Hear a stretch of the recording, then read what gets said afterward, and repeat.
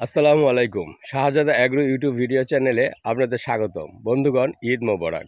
আজকে ঈদের দিন ভাবলাম আপনাদের জন্য একটি ভিডিও শ্যুট করি। কারণ ঈদ তো সারাদিন আমরা ঈদ করব, আনন্দ করব, কিন্তু গরুকে তো যত্ন করা দরকার। গরু যে ঈদের জন্য যে গরু যত্ন আমরা ভুলে যাব, সেটাকে হলে কিন্তু খামারে ক্ষতি হবে, গরুটা ক্ষতি হবে। তাই আমরা আপনাদের সাথে আলোচনা করব গরুর প্যাট কেন ঝুলে যায়। দিন দিন গরুর প্যাট ঝুলে যাচ্ছে।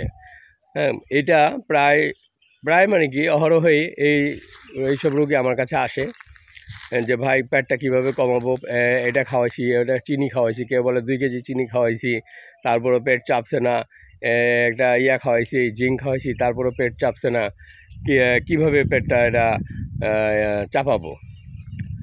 আসলে বন্ধুগণ, পেট ঝুলে যায়, এটার বিভিন্ন সাইড আছে, বিভিন্ন কারণ আছে। এটা একটা ওষুধেই বা একটা ট্যাবলেটেই এটা ভালো হবে না এবং রাতারাতি ভালো হবে না।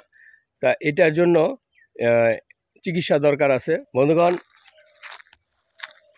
একটা গরু যদি পেট ঝুলে যায়, সেই গরুটার দিকে একটু লক্ষ্য করবেন, গরুটা কীরকম দেখা যায়। গরুটাকে কিন্তু একটু রোগাশোকা দেখা যাবে, লোমগুলা উস্কো খুস্কো দেখা যাবে এবং খাচ্ছে, দেখবেন খাচ্ছে ঠিকই, কিন্তু তার স্বাস্থ্য ভালো না। হ্যাঁ, এটা ভালো না। এখন আমরা কিন্তু পেটটা নিচে ঝুলে গেছে।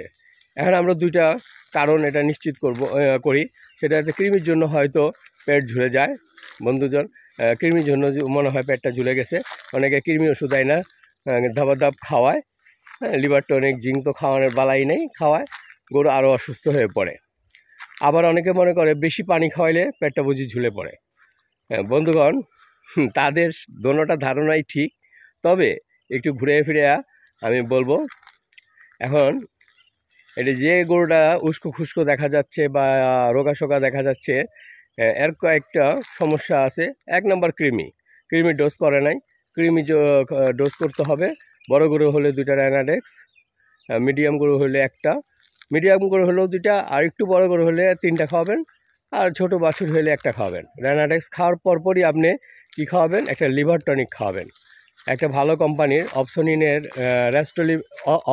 র্যাস্টোলিপ যে লিভার টনিকটা আছে, সেটাও খাওয়াতে পারেন, বা কম দামের একটা ভালো কোম্পানির খাওয়াবেন। যেটাই খাওয়ান ভালো কোম্পানির খাওয়াবেন, 1/2 লিটার। এটা প্রতিদিন 100 ml করে 5 দিনে শেষ দিবেন।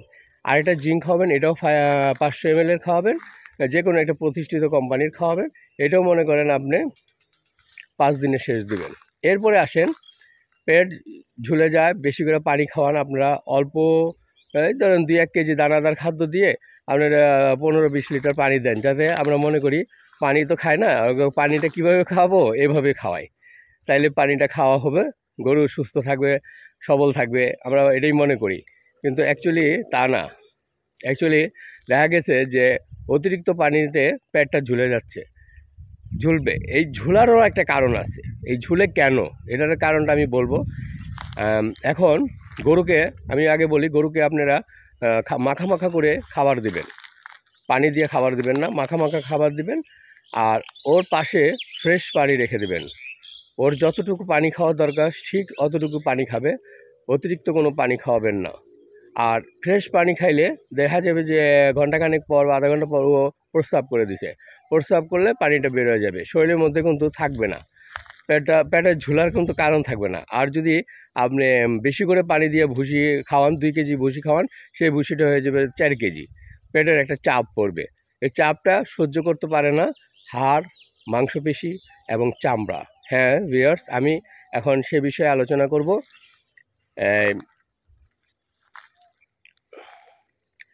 গরু শরীর বা মানুষেরই কন আর গরুই কন, শরীর 3টা উপাদান দিয়ে গঠিত মূলত আমার কাছে। আমি তো আর ওই মানুষের ডাক্তার না, তারপরে আমি যেটা বলতেছি, আমি তো প্রাণী চিকিৎসক এবং গরু নিয়ে আমি গবেষণা করি।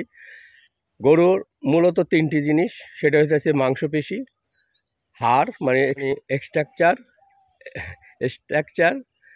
আর হচ্ছে চামড়া।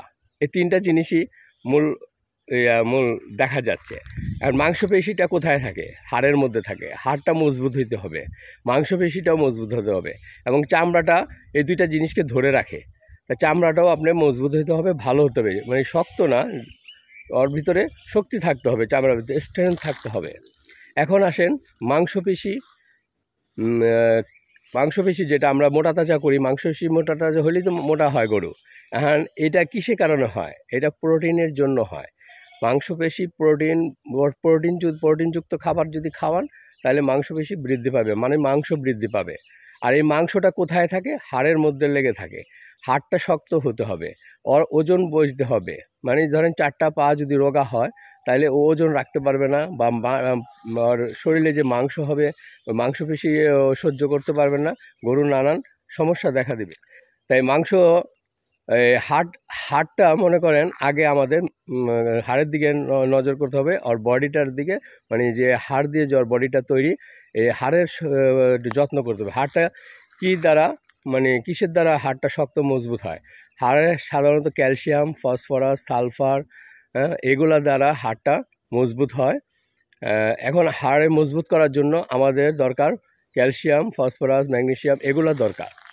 এগুলো আমরা এখন কোথায় পাবো? এগুলো আপনি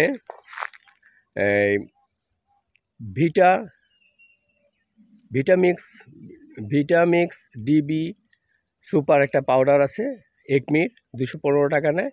এই পাউডারটা আপনি খাওয়াবেন প্রতিদিন, সকালে 30 গ্রাম, বিকালে 30 গ্রাম খাওয়াবেন।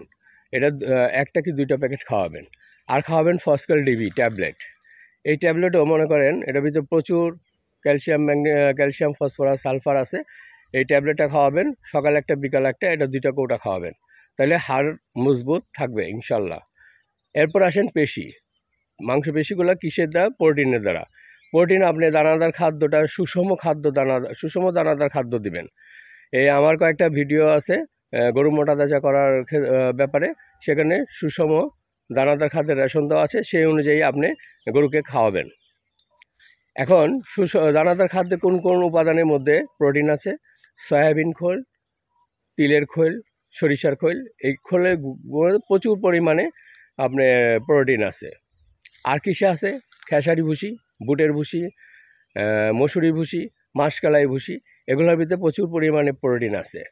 আর আছে শুটকি, ফিশ মিল, এটার ভিতরেও প্রচুর পরিমাণে শুটকি আছে। আচ্ছা, এগুলো গেল দানাদার খাদ্যের ভিতরে। এখন আপনি যদি মেডিসিন দিতে চান তাহলে অ্যামাইনোভিট প্লাস ইঞ্জেকশন আছে, অ্যামাইনোভিট প্লাস।